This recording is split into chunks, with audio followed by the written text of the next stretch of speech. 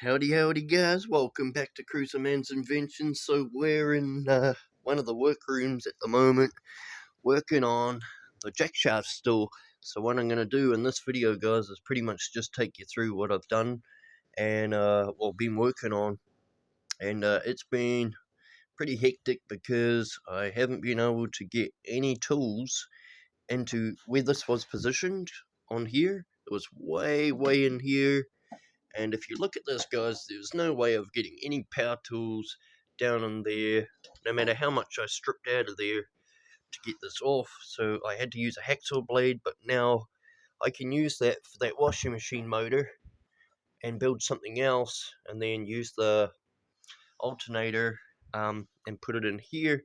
So I did buy the axle, a new one, and it is a 1-inch one, and it fits in these bearings real well. No slap whatsoever. Super nice. Rolls real beautiful. Brand new.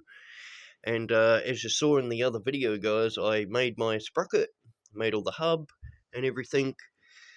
So yeah, guys, this was the old setup that was in there, and it went like this, like that. So it's like that.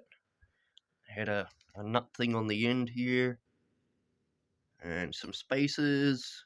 Then it come along to this one, which was supposed to go to some front pedals.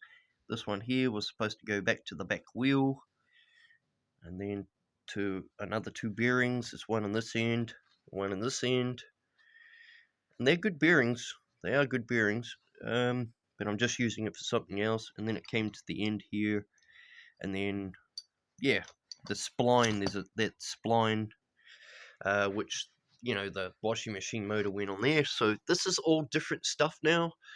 So all new stuff. So yesterday I spent quite a lot of time building new mounts and stuff in here for the other side. I ended up using really thick steel, and then I went to about half the gauge of that because I didn't have actually the same thickness steel. It ended up being slightly bigger. So just moving around here to where the sprocket is. I put the shaft in. I've just bolted down the bearings, and just seeing how well this spins. Sprocket seems to be pretty good. Yeah, it slides off and on, but when I put it on, no slop whatsoever. It's super tight on there, which is good. Now I just got to work out my spacings, or which way this is to go on here. I want to try and get it close as possible. So when I work all that out, I'll take some washers and spacers off here, because I'm not going to be using this axle, so I'll use those parts. And the last thing, guys, I got to do is a little mock-up. Like, I got to set this to where I want it to be.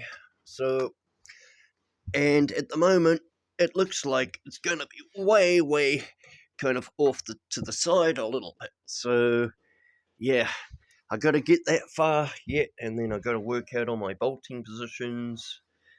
On both sides. I might have to run a bar across here, and for a couple of bolting positions here and here, and work out where to put this back one off somewhere coming up, and tie it all off nice and neat. What else can I show you guys? That's basically where I'm at. I got a lot of 4 of these collars for close to, I don't know what they were worth, 20 something bucks for 4 1-inch collars. Really good. I want to actually show you the sprocket, guys, because I done such a good job on it, but I done a real rookie move when I made it. Remember, don't put your bolt where the grub screw is. Make sure that your bolting positions are out of the way of where your grub screw is down here, because now I've got problems in trying to actually do that up to the axle. I've got to drop this bolt out so I can get to that, lock it down, then put this bolt back in. That was a real rookie move. It was something I didn't see yesterday because it was raining and windy, and I was just trying to get it done. And so I had the level on there, and everything. I was hectic, real hectic. But so yeah, I'm gonna eventually pull the sprocket off here, part all of this stuff, and put it all in here to where it needs to be. And yeah, just go from there, guys. So I thought I'd do a little update for yous on the washing machine bike, now alternator bike, and I am hoping to get about 70 k's in speed, maybe even more out of this, but we'll see.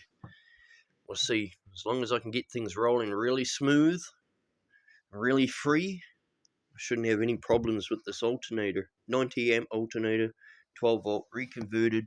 I'm going to put 24 volts to the mag, power it up myself instead of magnets, and this here is going to be on the 3000 watt controller. She's a beast. You are all familiar with this stuff. I don't know how many amps it runs, but it's a big one. 80 amp or something. I can't quite see it, guys. But it's a 2-mode 3000 watt controller, and you can ramp these right up to 100 volts. So we won't overdo it, but we definitely want to test it out on 100. So yeah, awesome stuff, guys. Big shout out to my two boys, and big shout out to Maitreya and James McNabb, and big shout out to all my subscribers, guys. Awesome stuff. See you in the next up and coming vid, guys. Cruiser Man out. Thank you, guys.